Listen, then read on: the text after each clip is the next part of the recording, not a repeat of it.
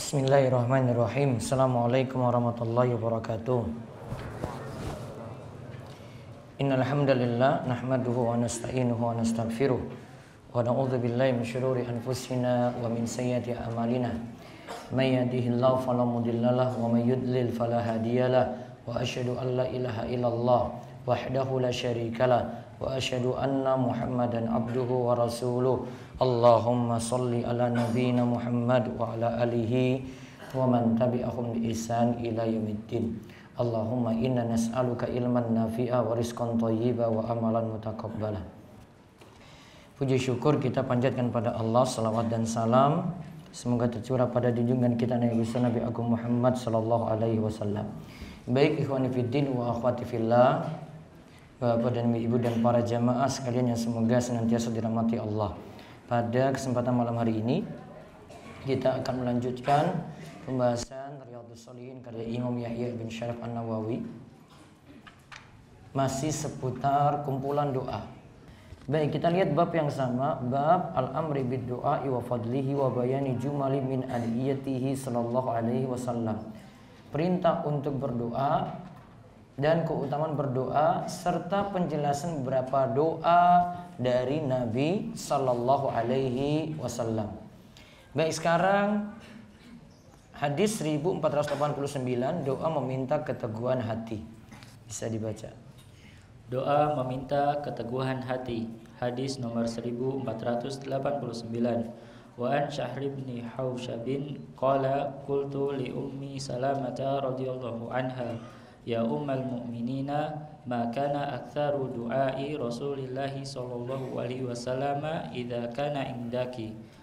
Qalat kana aktsaru du'aihi ya muqallibal qulubi tsabbit qalbi ala dinika. Rawahu Tirmidzi wa qala haditsun hasanun. Yang artinya dari Syahr bin Hausyab, ia berkata, aku berkata kepada Ummu Salamah radhiyallahu anha, wahai ummul mukminin, doa apa yang paling sering dibaca oleh Rasulullah sallallahu alaihi wasallam jika ia berada di sisimu? Ummu Salamah menjawab, yang paling sering dibaca oleh Nabi sallallahu alaihi wasallam adalah ya muqallibal qulub, tsabbit qalbi ala dinik. Artinya, wahai zat yang maha membolak-balikan hati, teguhkanlah hatiku di atas agamamu. Hadis riwayat Tirmizi, ia berkata bahwa hadis ini hasan. Baik, hadis riwayat Tirmizi juga dikeluarkan oleh Imam Ahmad. Al-Hafidz Abu Thahir katakan hadis ini hasan. Namun Syekh Salim bin Id Al-Hilali katakan hadis ini kalau dilihat dari riwayat Tirmizi dhaif. Kesimpulan dari beliau, hadis ini sahih dilihat dari syawahidnya atau dilihat dari penguat-penguatnya. Sehingga kesimpulannya hadis ini masih bisa kita terima dan masih bisa kita amalkan. Nah, hadis ini membicarakan tentang apa yang diajarkan oleh Nabi kita Muhammad sallallahu alaihi wasallam pada istrinya Ummu Salamah. Dan Ummu Salamah ini hafal apa yang sering Nabi sallallahu alaihi wasallam itu baca ketika mungkin malam giliran Ummu Salamah.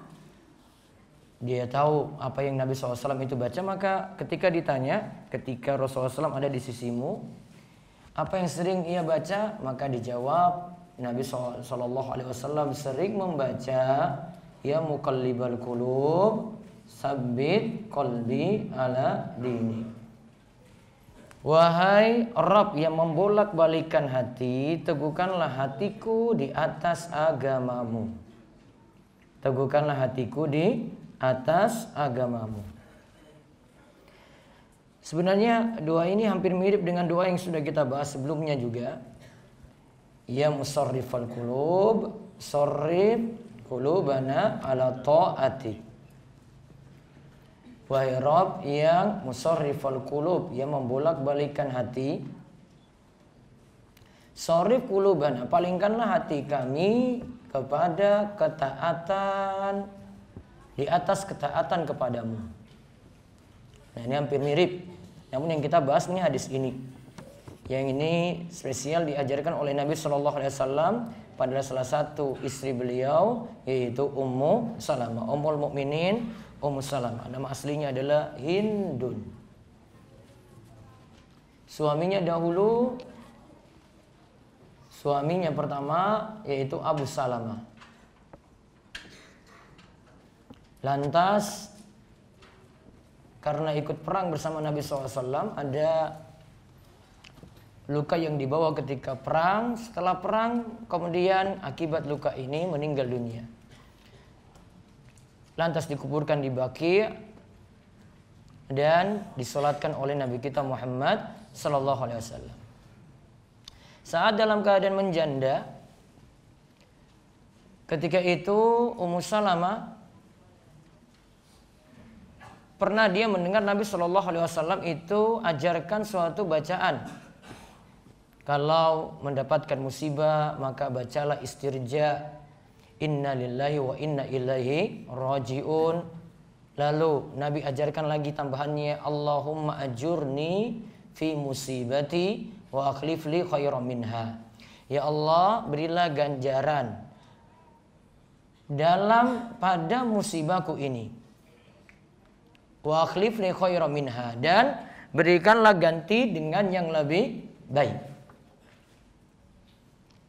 Dalam hati Ummu Salamah berujar, emangnya siapa yang lebih baik daripada suamiku yang bisa mengganti kedudukan suaminya Abu Salamah dulu.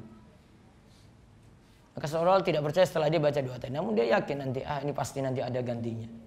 Ternyata dari doa yang dia panjatkan ini, Allah kemudian mengganti suaminya Abu Salamah dengan laki-laki yang terbaik, yaitu Nabi kita Muhammad sallallahu alaihi wasallam. Itu ketika itu terkabul apa yang dia itu minta, diganti dengan yang lebih baik. Rasa yakinnya pada Allah dan berkat pertolongan Allah dengan rasa yakin tadi, akhirnya dapat suami yang terbaik, yaitu Rasulullah sallallahu alaihi wasallam. Nah, dari situ kemudian Ummu Salamah banyak belajar dari Nabi sallallahu alaihi wasallam. Di antara amalan-amalan yang diajarkan adalah doa yang kita bahas kali ini. Nah, sekarang kita lihat kosakata hadis. Muqallibal qulub artinya musarrifal qulub. Artinya sama dengan musarrifal qulub, yaitu yang membolak-balikan hati. Nah, sekarang kita lihat faedah hadis. Faedah hadis yang pertama, hati setiap hamba berada pada kuasa Allah, sekehendak Allah membolak-balikannya. Sekehendak Allah membolak-balikannya.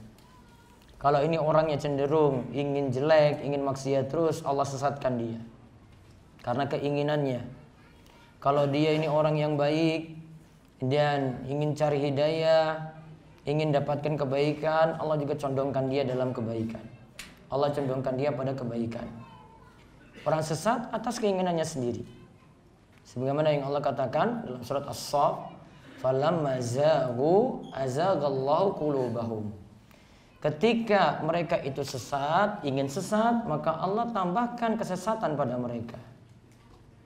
Dia sesat atas keinginannya sendiri. Maka hati, sekehendak Allah seperti itu. Keinginan orang itu bagaimana? Gak mungkin ada yang ingin sesat kemudian dia tidak usah untuk cari kebenaran, tidak usah untuk berada dekat orang-orang baik, orang-orang soleh, tidak berusaha untuk berada dalam majelis ilmu, kemudian tiba-tiba gitu malam tidur, besok paginya langsung hidayah gitu. Pasti ada sebab dulu. Sama seperti orang yang dapat hidayah juga, pasti ada sebab terlebih dahulu. Allah membolak-balikannya sesuai dengan keinginan kita. Kita inginnya apa? Karena manusia punya ikhtiar, manusia punya pilihan. Manusia tidak dipaksa oleh Allah. Manusia tidak dipaksa dengan adanya takdir. Manusia tetap bertindak, bergerak, berusaha. Ada ikhtiarnya. Lantas dia baru tahu kalau ini adalah jadi pilihannya ketika takdir tadi sudah ditetapkan. Dia tahu ini sudah seperti ini, nah itu takdirnya tadi. Baru dia tahu itu. Itu penjelasan yang pertama. Terus yang kedua. Yang kedua, Rasulullah Shallallahu Alaihi Wasallam mengajarkan untuk tunduk dan merendahkan diri di hadapan Allah. Nabi saja tunduk untuk hatinya pasrahkan pada Allah. Padahal ini Nabi yang berdoa nih. Apa mungkin Nabi itu berbalik hatinya itu dari maksiat, taat lagi, maksiat lagi? Enggak.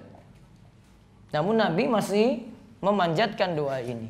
Tanda beliau tunduk pada Allah, pasrah pada Allah, merendahkan dirinya di hadapan Allah. Dia tidak gantungkan pada dirinya sendiri walaupun sekejap mata saja. Tetap memasrahkan diri pada Allah Subhanahu wa taala ketika itu. Padahal Nabi orang yang dapat hidayah. Orang yang memberikan kita ilmu. Orang yang mengajarkan kepada kita berbagai macam hal-hal yang baik-baik. Tapi masih berdoa seperti ini. Menunjukkan kalau yang lainnya lebih pantas untuk memanjatkan doa yang serupa. Terus yang ketiga. Yang ketiga, amal itu tergantung pada akhirnya. Amal itu tergantung dari akhirnya. Innamal a'malu bil khawatim. Sesungguhnya amal itu tergantung pada akhirnya. Maka di sini Syekh Salim bin Id Al-Hilali itu katakan kita mohon kepada Allah husnul khatimah. Sebenarnya kalimat innamal a'malu bil khawatim ini ada cerita tentang seorang yang ikut berperang. Dia itu terlihat gagah berani. Ya, dia terlihat itu gagah berani ketika di medan perang. Namun Nabi SAW katakan di hadapan para sahabat, kalau kamu ingin tahu penduduk neraka, itu orang itu tuh. Maka para sahabat itu penasaran, ini kok orang semangat pergi jihad, semangat ketika berperang, namun divonis oleh Nabi SAW itu masuk neraka. Maka orang tadi, kemudian ada yang buntuti saat perang, ikuti dia saat perang, ternyata ketika perang dia kena luka berat. Saat terkena luka berat, dia tidak kuat menahan luka tersebut. Akhirnya dia ambil pedangnya, kemudian dia tusukkan ke perutnya. Lantas mati. Mati apa berarti? Bunuh diri. Nah, baru ketika itu, ya, mereka baru sadar tadi, iya Rasulullah SAW katakan benar ya. Kok matinya ujungnya seperti ini? Nah, lalu Nabi katakan, itulah makanya innamal a'malu bil khawatim. Atau dalam riwayat yang lain, innamal a'malu bi khawatimiha. Sesungguhnya yang namanya amalan tergantung pada akhirnya. Khotamnya itu akhirnya itu seperti apa. Nah, hadis tadi itu munculnya seperti itu. Dan ini jadi kaidah umum. Kalau yang dihitung itu amalan akhir, maka ada yang jadi ahli ibadah, awal-awalnya ahli ibadah, lantas dia kemudian berubah drastis jadi ahli maksiat, dia tutup hidupnya dengan kemaksiatan. Sebaliknya ada yang ya, jadi ahli maksiat, ya, kemudian dia akhirnya taubat, kemudian dia tutup hidupnya itu dengan ketaatan, taubat tadi kemudian jadi taat, jadi orang baik. Dia tutup akhir hidupnya itu dengan amalan baik. Maka dilihat dari endingnya itu seperti apa. Apa sebab tadi orang kok sudah beramal baik tadi, kok sampai ujungnya itu jelek seperti itu? Para ulama katakan bisa jadi ketika dia itu beramal, amalannya cuma prioritaskan lahiriah saja. Ya. Ingin dipuji orang, supaya orang itu ngakui saya sudah hijrah, supaya orang itu lihat dia, penampilan saya sudah bagus nih, saya sudah ada jenggot nih, celana saya ini sudah cingkrang di atas mata kaki. Bagi ahwat, saya sudah bercadar ini. Amalannya dipentingkan lahiriahnya saja, batinnya enggak. Maka akhirnya endingnya dia tutup dengan maksiat. Nabi SAW katakan hatta yakunu ma bainahu wa bainaha illa dhira' fayasbiqu alaihil kitab fayamalu bi amalin ahli nar fayadkhuluha. Sampai mau dicatat itu, dia tadi sebelumnya itu ahli taat, kemudian sampai didahului catatan takdir, dia tinggal dengan surga itu sebenarnya tinggal satu hasta saja. Namun dahulu catatan takdir, akhirnya dia beramal dengan amalan penduduk neraka, sampai akhirnya dia tutup dengan amalan seperti itu. Itu sebabnya tadi, ya, jangan pentingkan lahiriah saja. Nanti saya akan sebutkan sini, tidak ada dalam buletin. Kiat-kiat agar bisa istiqomah nanti ada di luar dari buletin tadi, karena saya Salim bin Ali pisahkan. Setelah dia membawakan hadis ini, dia sebutkan kiat-kiat agar bisa teguh di atas iman. Kiatnya banyak sekali, ada kurang lebih 12 di sini. 13. Nanti akan dilihat nanti kiat-kiat tersebut ada yang saya singgung di sini. Kalau penting kan cuma lahiriah saja. Nah, itu orang biasanya iman itu tidak kuat, ya, dia pun bisa bermaksiat. Walaupun rajin hadir di majelis ilmu. Antum mungkin belum ke dunia luar ini. Kalau tahu dunia luar, baru tahu nanti problem-problem yang ada ya dari orang yang hadir di majelis ilmu juga. Dia rajin ngaji. Mungkin istrinya awam. Namun laki-laki yang rajin ngaji ini, suami yang rajin ngaji ini bisa selingkuh. Balik nanya, itu ngaji enggak? Iya ngaji Ustaz, dia ngaji. Kok bisa kayak begitu? Wallahu a'lam. Mungkin dia hanya pentingkan lahiriah saja. Saya pernah baca, ini waktu saya umroh terus saya baca status seorang ustadz. Dia tulis tentang kisah seorang akhwat. Sudah bercadar, sudah hijrah. Lantas karena penyakit reunian tukaran nomor. Tahu reuniannya? Tahu kan? Ya. Bisa ketemu siapa? Mantan. Nah, ketemu mantannya tadi. Sudah ngaji ini, ibu ini, akhwat ini sudah ngaji. Sudah punya suami. Kemudian terjadilah CLBK. Apa? Apa CLBK? Cinta lama. Cinta lama bubarkan keluarga. Bukan bersemi kembali. Iya bersemi kembali, ujungnya ada. Setelah suaminya ingatkan, sudah tahu dia hubungan dengan laki-laki lain, suami nggak terima, nggak boleh kamu kayak begitu. Kemudian dia tetap, ya setelah HP-nya itu ditahan suami, istrinya ini masih hafal nomornya mantannya tadi. Ya Allah luar biasa ini. Lantas tak hubungan. Kemudian janjian. Ketika janjian, mereka kemudian ya ada kesempatan untuk berzina. Kemudian perempuan ini ingatkan tadi mantannya. Kita lakukan kayak gini, ingat takut pada Allah. Masih takut pada Allah juga. Maka laki-laki tadi sudah zinai perempuan ini, dia tidak terima. Ya. Lantas dia cekik si perempuan ini. Mati. Kemudian ketika autopsi jenazah tadi, ditemukan masih ada sisa mani. Hasil hubungan tadi. Itu yang tadi saya bilang. Coba kalau cuma pentingkan perubahan lahiriah saja. Bisa jadi dia cuma ikut-ikutan orang saja. Kita nggak tahu batinnya. Bisa jadi apa yang tadi disebutkan tadi. Lahiriah dipentingkan, batin nggak, pemahaman nggak. Cuma tahu saya hijrah, saya berubah. Oh saya ikut pengajian ini. Oh ini rame-rame ini. Oh ini semua orang-orang sudah berubah nih. Oh sekarang ini semua itu rajin sholat. Cuma pentingkan itu saja. Dari sisi pemahaman akidahnya dia tidak ubah. Dari sisi pemahaman manhajnya dia tidak ubah. Dari sisi yang dulu-dulu itu maksiat dia tidak mau tinggalkan. Akhirnya jadi seperti itu. Maka nanti ada kiat-kiat di sini sampai 13 nanti akan saya sebutkan. Nah terus faedah yang keempat. Yang keempat, bisa teguh dalam berislam adalah suatu nikmat yang besar yang seharusnya setiap orang mengusahakan untuk bisa terus istiqomah dan bersyukur kepada Allah jika diberi nikmat ini. Nah kata Syekh Salim bin Ali itu nikmat yang paling uzma, nikmat yang paling besar. Itu nikmat yang paling besar, bisa istiqomah. Bahkan disebutkan oleh Syekhul Islam Ibnu Taimiyah. Ia katakan karomah wali yang paling besar adalah luzumul istiqomah.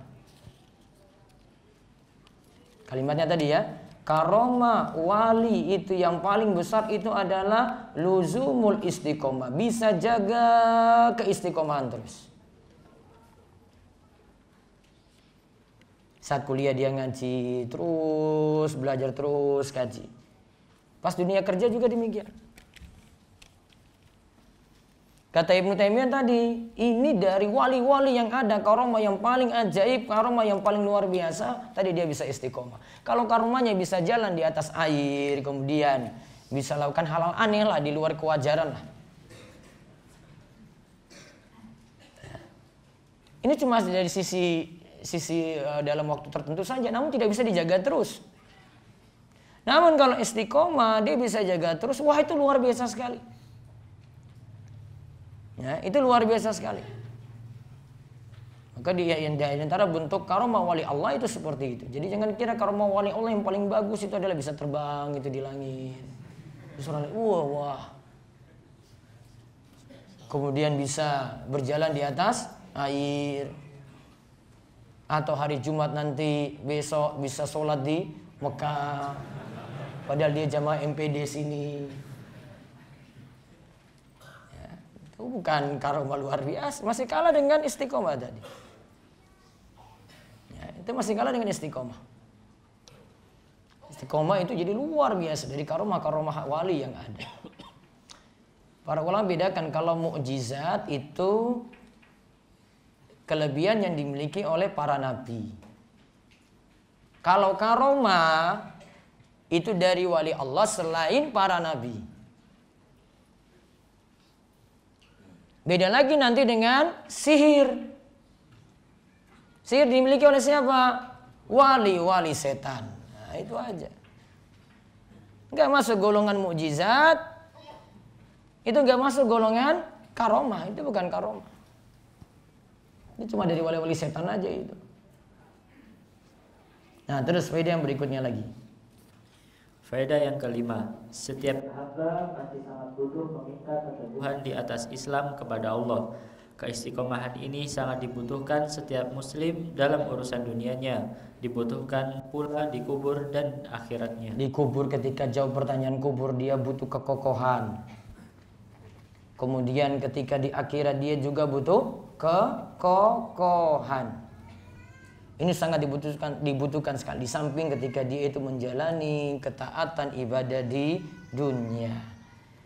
Nah sekarang bisa dicatat apa yang dijelaskan oleh Syekh Salim bin Id Halilali.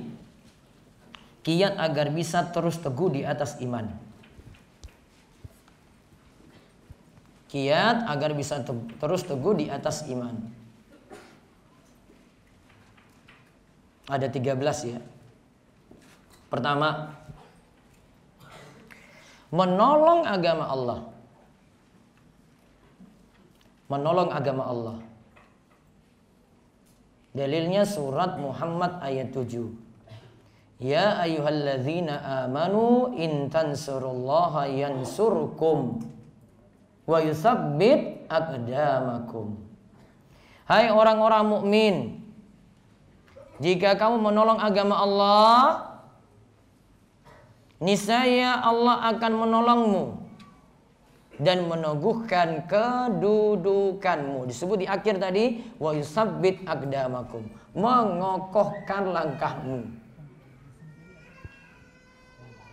Menunjukkan kalau menolong agama Allah itu akan membuat seseorang juga diberikan kekokohan dan di atas iman. Tadi disebut dalam surat Muhammad ayat 7. Yang kedua, berusaha memiliki iman yang kokoh.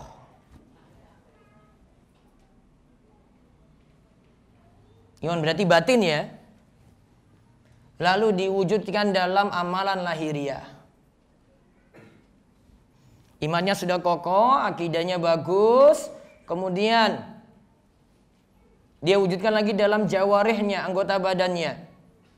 Nah, untuk dia teguh dalam beragama, kalau dia jaga iman baik-baik, kemudian jaga amalan-amalannya juga, nah itu akan membuat dia itu mudah untuk istiqomah. Terus dikokohkan di atas iman. Dalilnya surat Ibrahim ayat 27. Yutsabbitullahu alladziina aamanu bil qawli tsabiti fil hayati dunya wa fil akhirah.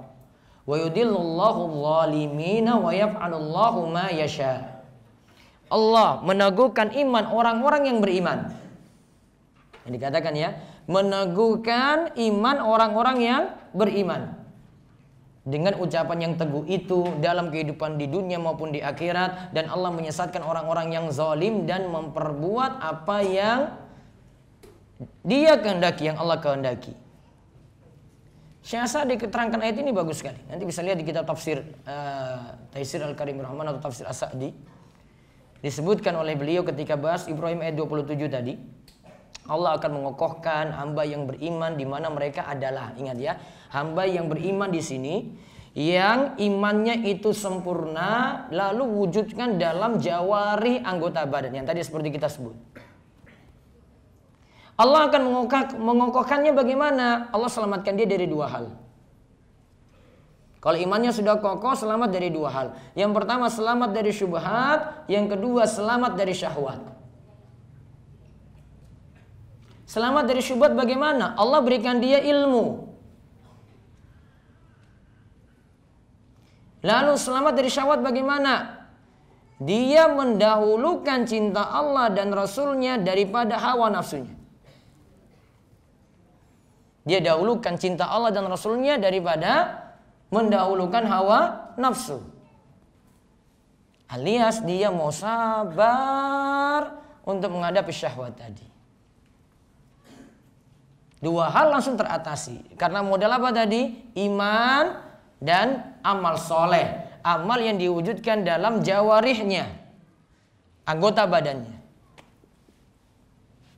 Makanya dari penjelasan Syekh Sa'di ini tadi kembali ke pemasalah meneguhkan iman berarti bukan teguhkan saja, bukan kokohkan lahiriah saja, yaitu bukan penampilan saja, face-nya dipentingkan, ya, bajunya dipentingkan. Ya. Kalau akhwat ya pakaian muslimahnya dipentingkan. Wah, bukan hanya sebatas itu kalau mau hijrah. Itu semua itu bisa lakukan kayak gitu. Sekarang pakai jilbab lebar juga semuanya sudah biasa sekarang dibandingkan zaman dulu. Ya, sampai mau dibilang gaul pun juga bisa pakai pakaian kayak gitu. Sampai orang yang punya kasus pun juga bisa pakai pakaian kayak gitu. Yang lebih dipentingkan nih kata Syekh Sa'di tadi, memiliki iman yang sempurna. Nah ini cuma dari belajar akidah saja ini. Belajar akidah dan manhaj. Itu yang lebih dipentingkan di sini. Jadi bukan hanya pentingkan lahiriah. Bukan pentingkan wah saya sudah ngaji nih, sudah hadir di majelis ilmu. Wah saya ini sudah ngaji nih di MPD. Ini sudah jadi modal saya ini. Kalau besok mau tulis CV nanti, insya Allah itu sudah jadi rekomendasi luar biasa. Wah ini saya sudah ngaji sama Ustadz Abdu ini. Wah itu dapat rekomendasi luar biasa. Siapa yang kasih rekomendasi sama kamu? Ini nggak jadi jaminan itu. Nggak jadi jaminan. Sudah pernah saya ceritakan. Kalau ada juga ngaji begitu di sini juga sama. Bisa berzina juga. Wong lapor ke saya, kamu ngaji di mana? Saya tanya. Ustaz, saya mau taubat Ustaz. Kamu ngaji di mana? Saya biasa ngaji sama Ustaz di MPD. Ya Allah, kok kamu bisa kayak gitu? Ya Ustaz, saya futur Ustaz. Saya banyak tugas di kampus, kemudian akhirnya tergoda dengan syahwat dunia. Zina akhirnya. Mau gimana coba? Terus laki-lakinya mau tanggung jawab, suruh saya hadiri nikahnya lagi. Kepiye saya mau hadiri coba? Asalnya dia ngomong-ngomong ke saya, saya nggak mau hadir. Mau rayu-rayu gimana, mau disogok, M juga nggak mau saya. Sama saya setuju. Kita terima itu berarti. Ngaji itu. Ya, cuma pentingkan lahiriah saja, ngaji. Namun iman gak mau diperbaiki, pemahaman gak mau diperbaiki, akidahnya tidak mau didalami, ya, itu yang lebih dipentingkan itu. Ini butuh pelajaran tambahan lagi. Kalau ngaji Riyadhus Shalihin sama ngaji Manhajus Salikin mah gampang aja. Saya sengaja kasih materi gampang kok.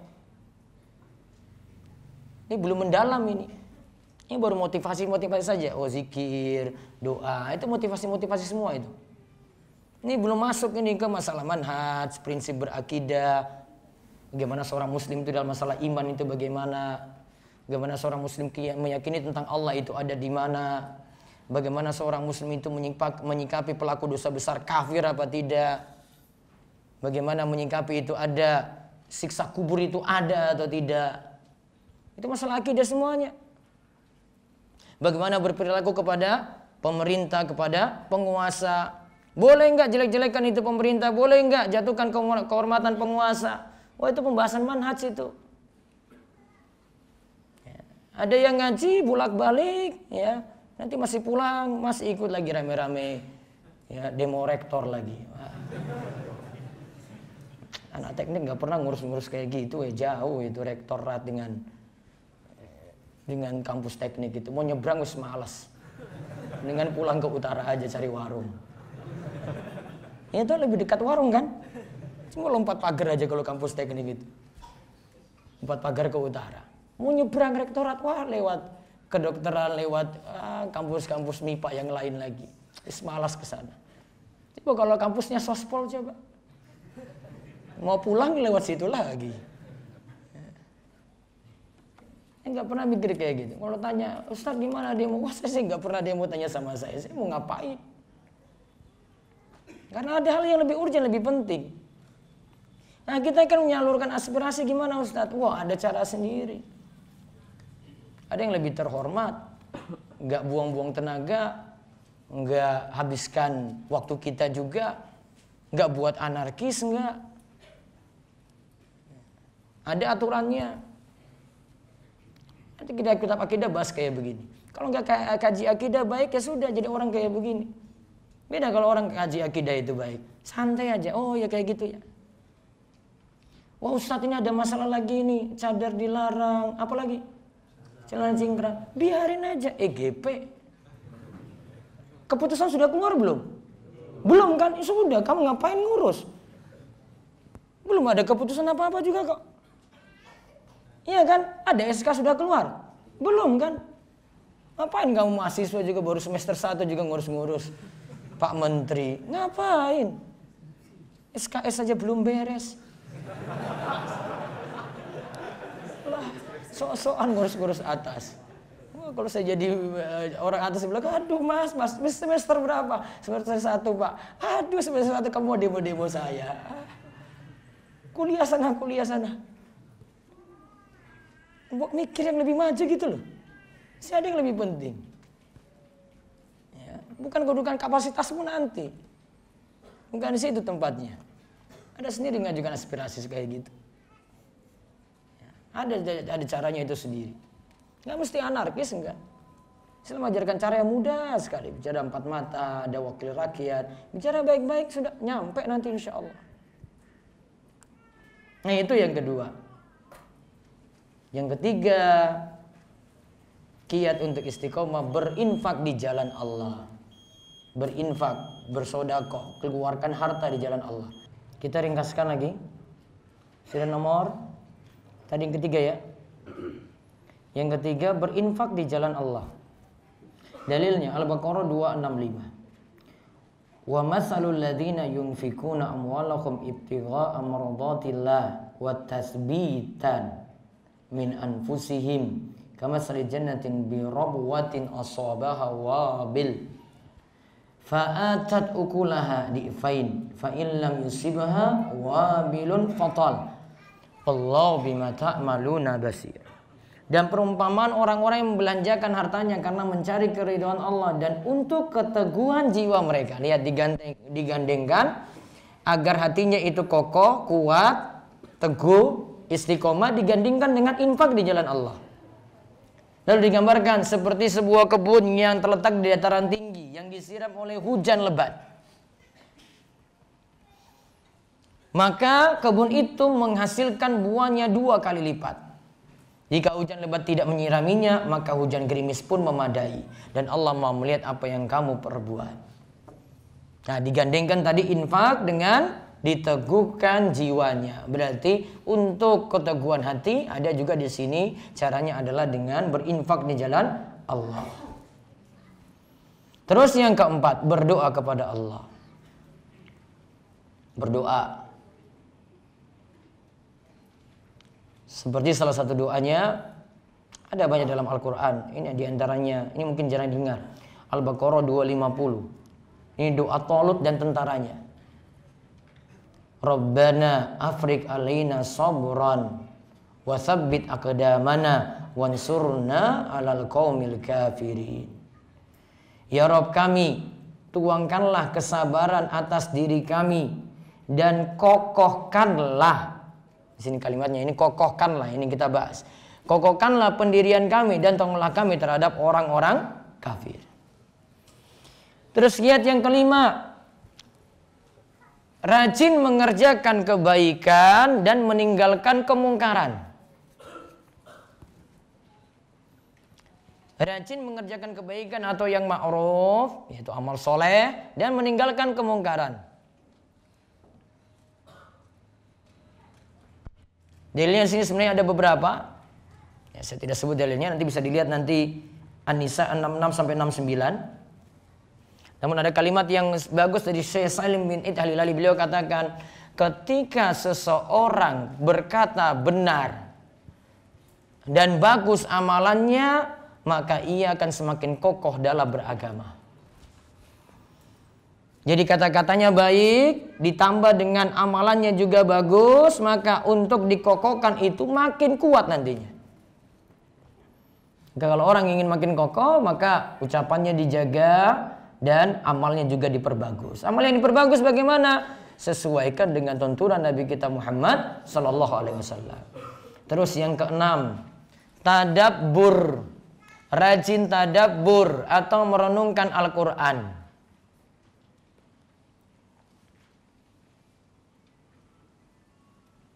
Lihat dalilnya An-Nahl ayat 102. Qul nazzalahu ruhul qudus min rabbika bil haqq yusabbital ladzina amanu wa hudaw wa busyra lil muslimin. Katakanlah, Ruhul Kudus, Jibril menurunkan Al-Quran itu dari Rabbmu dengan benar untuk mengokohkan hati orang-orang yang beriman dan menjadi petunjuk serta kabar gembira bagi orang-orang yang berserah diri kepada Allah. Maka pada kalimat tadi, liyusabbital ladzina amanu. Al-Quran itu turun untuk mengokohkan hati orang-orang yang beriman. Maka kalau Al-Quran itu rajin dipelajari, bukan hanya dihafal saja, kaji lagi lebih dalam. Ada tafsirnya, kaji terus. Oh ayat ini saya belum paham, makin mempelajari hal ini, apalagi dengan guru dia itu mempelajari ini, maka imannya akan makin kokoh. Terus yang ketujuh, mencontoh orang-orang soleh sebelumnya.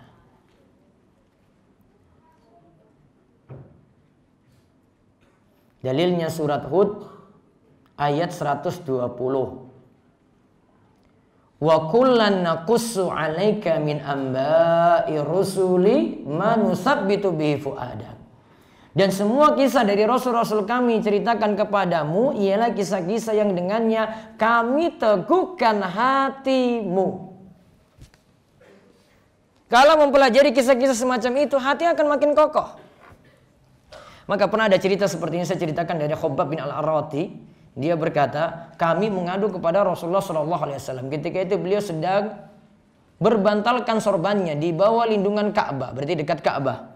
Kemudian kami bertanya, apakah engkau tidak memintakan pertolongan untuk kami? Apakah engkau tidak mendoakan untuk kebaikan kami? Kemudian beliau bersabda, orang-orang sebelum kamu itu ada yang ditanam hidup-hidup. Ada yang siksanya juga digergaji dari atas kepalanya hingga tubuhnya terbelah dua. Ini seperti dalam kisah Ashabul Ukhdud. Ya, ini kisahnya Ashabul Ukhdud. Ada yang pemuda itu yang nantinya dia itu beriman pada Allah. Dia belajar pada seorang rahib, pendeta. Nah pendeta ini saat raja ingin menyuruh dia keluar dari keyakinannya, dia nggak mau, lantas digergaji itu, dia terbelah jadi dua. Dan ada pula yang disisir dengan sisir besi yang mengenai daging dan tulangnya. Tetapi yang demikian itu tidak menggoyahkan mereka dari agamanya. Demi Allah, Allah pasti akan mengembangkan agama Islam hingga merata dari Son'a sampai ke Hadramaut. Dan masing-masing dari mereka tidak takut melainkan hanya kepada Allah atau takut serigala menyerang kambingnya. Akan tetapi kamu sekalian sangat tergesa-gesa. Nabi ingin motivasi para sahabat yang dulu itu banyak ujian juga. Kalian juga yang mesti bersabar. Ada yang ujiannya itu lebih keras daripada yang diterima oleh kalian. Terus yang ke-8, cinta pada Allah dan Rasulnya. Agar kokoh di atas iman, cinta pada Allah dan Rasulnya. Lalu yang ke-9, mencintai karena Allah dan membenci karena Allah. Dia mencintai orang lain karena Allah dan membencinya juga karena Allah. Yaitu mencintai orang lain karena Allah dan membencinya juga karena Allah. Terus yang ke-10, benci kepada kekufuran dan kembali padanya. Ke-8, ke-9, ke-10 ini satu hadis. Cinta pada Allah dan Rasulnya. Ke-8 tadi ya. Ke-9 mencintai orang lain karena Allah dan membencinya juga karena Allah. Kemudian yang ke-10, benci kepada kekufuran dan kembali padanya. Artinya dia tahu dulu itu penuh maksiat, dia nggak pingin kembali lagi. Apalagi dulu itu penuh kekufuran. Dalilnya Nabi SAW itu katakan 3 perkara yang seorang akan merasakan halawatal iman, manisnya iman. Yaitu disebutkan ayakunallah wa rasuluhu ahabba ilaihi mimma siwahuma. Ia lebih mencintai Allah dan Rasulnya lebih dari yang lainnya. Wa ayyuhibbal mar'a la yuhibbuhu illa lillah. Ia mencintai seseorang hanya karena Allah. Wa ayyakraha ayyauda fil kufri kama yakrahu ayyukdzafa finnar. Dan ia benci untuk kembali kepada kekufuran sebagaimana ia benci bila dilemparkan dalam neraka. Terus yang ke-11, saling menasihati dalam kebenaran, kesabaran, dan rahmat. Saling menasihati dalam kebenaran, kesabaran, dan rahmat. Ini yang disebut dalam surat Al-Asr ayat 1-3 dan surat Al-Balad ayat 17-18. Wal 'asr innal insana lafi khusr illa alladhina amanu wa 'amilus solihati wa tawassaw bil haqqi wa tawassaw bis sabr. Lihat pada kalimat saling menasihati wa tawassaw bil haqq, saling menasihati dalam kebenaran, wa tawassaw bis sabr. Dalam surat Al-Balad, summa kana minal ladzina amanu wa tawassaw bis sabri wa tawassaw bil marhamah. Ulaika ashabul maimanah. Dan dia tidak pula termasuk orang-orang yang beriman dan saling berpesan untuk bersabar. Nah, disuruh bersabar, saling berpesan untuk bersabar dan saling berpesan untuk rahmat, berkasih sayang. Terus ke-12, agar diteguhkan iman, rajin berzikir.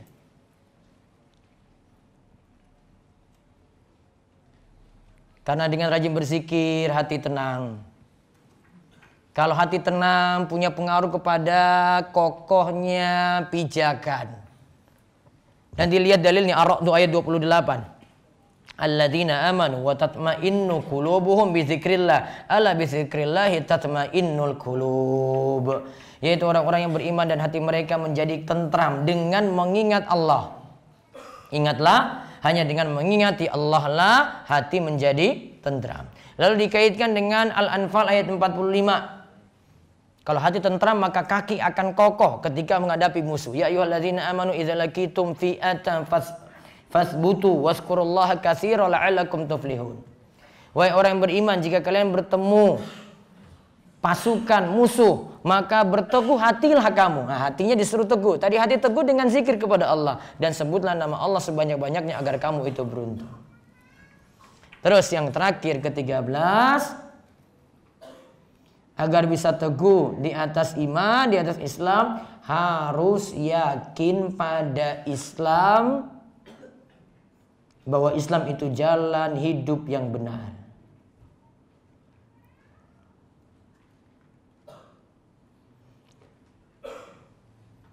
Harus diyakini Islam sebagai jalan hidup yang benar.